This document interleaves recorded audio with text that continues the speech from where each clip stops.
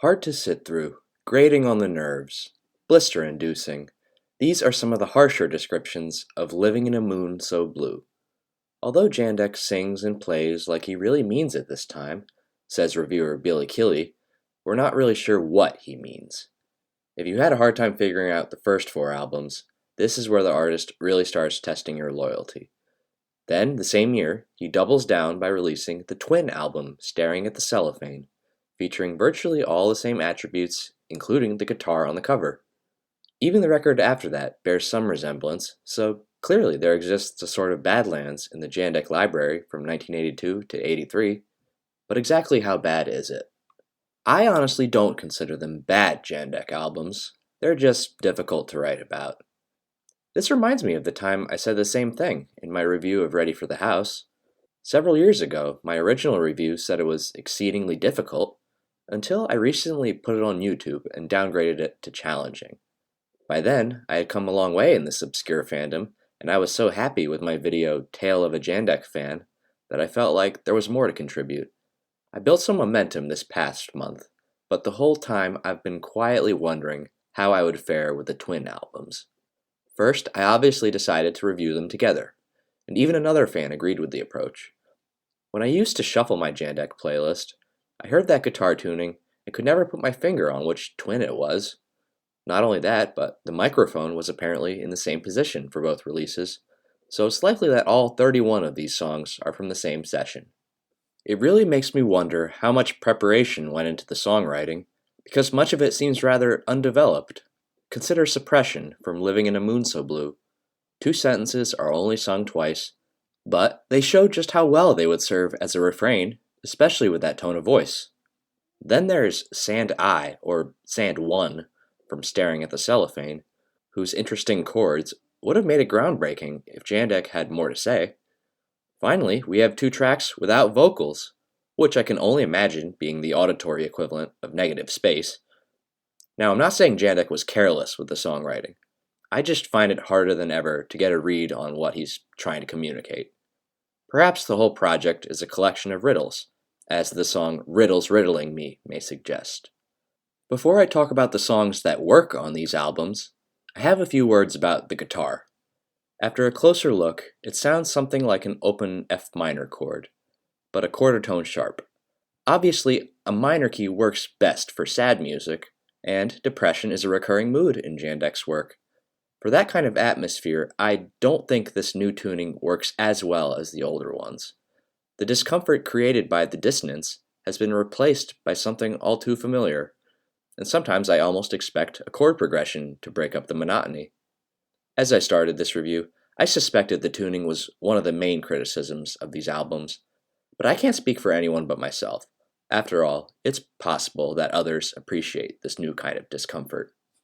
As usual, the flaws don't detract from the stronger material. However, it does change the way I prefer to listen to the albums.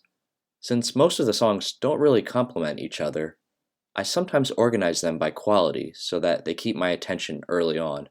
That way, I can listen to the lesser tracks at my leisure. If you want to play Living in a Moon So Blue the old-fashioned way, you'll have to wait almost 15 minutes for an essential track. Short but sweet, Sailors is a return to the ocean and tells of the long journeys to and from a sailor's homeland. Sailors sail the seas on end.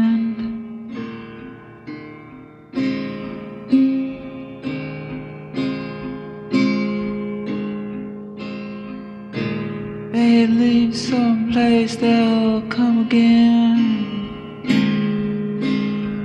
However, Jandek fakes us out near the end by changing the setting to the sky, thus evoking the dead.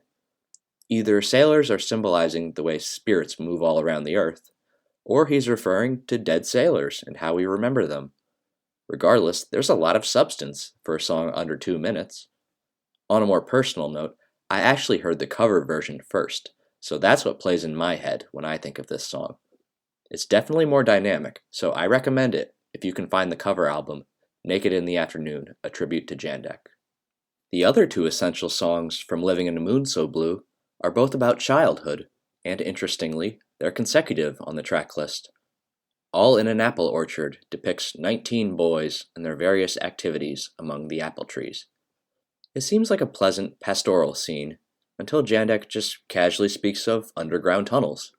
I hardly think these boys would have the resources for such a project, so I assume they're playing secret agent and using their imagination. Anyway, the song lacks a coherent narrative, but succeeds as an illustration of rural innocence. It always reminds me of that old painting of the boys playing Crack the Whip. Up next is She Fell Down, which has a more urban setting. We're introduced to a young prankster who targets his friends, but then the focus is changed in an interesting way. Mrs. Potter is somebody's mother in the story, and one winter day she gets off her bus and falls into the wet street. There's nothing wrong with good physical comedy, but I'm wondering what that incident has to do with the little prankster. Did he make the pavement all slippery, like Kevin in Home Alone? Or are there other forces at work here? I guess I wouldn't be listening as much if I understood it. Moving on to Staring at the Cellophane, I'm having a hard time picking 3 songs to match those on the last album. However, I'd say this one has a wider selection of decent songs, such as the aforementioned Riddles Riddling Me. It's fun to imagine it as a poem sent by a fan to Corwood Industries, although I'm sure it was written for his weird friend. Yes, I'm sure some people do mystify the greatest musical mystery of our time. Anyway, for some reason I've always had a certain fondness for A Letter, whose lyrics are basically about moving up and down the floors of a house, yet the theme of death is somehow squeezed in there. Did Jandek really write a letter about this? I like to think so. Surprisingly, the common thread for the 2 essential songs is history. The subject matter of Napoleon in Russia needs no introduction, and the lyrics aren't terribly complex.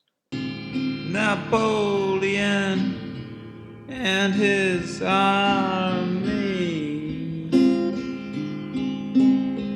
marched across some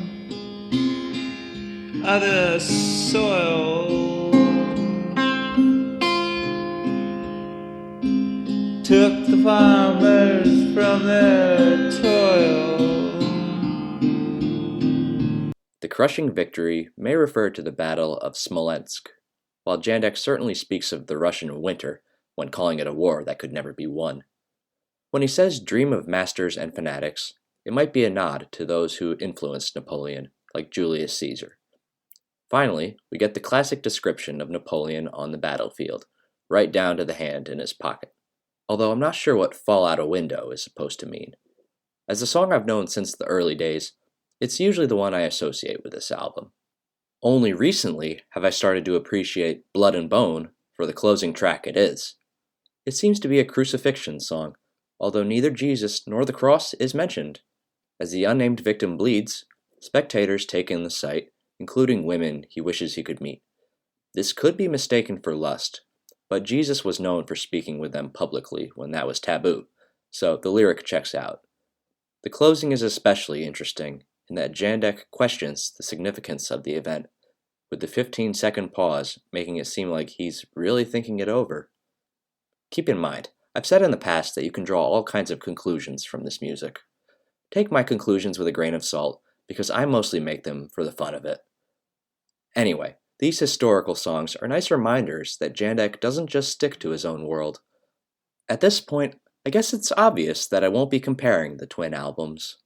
Their weaknesses are one and the same, and neither one comes out on top with better material. Overall, I wouldn't suggest purchasing both if you're checking out all the albums in order. They're not quite good enough for that, and there's not enough variety. Based on my song descriptions, go for the collection that sounds more interesting. Once you've made it through all the other 20th century albums, you might be ready to try the other twin and see how it stacks up against the later stuff. As for me, lately I've found a new respect for the 2 albums, and the quality material puts that dull sound to good use. If dullness is what you're after, be prepared to flip a coin before diving in.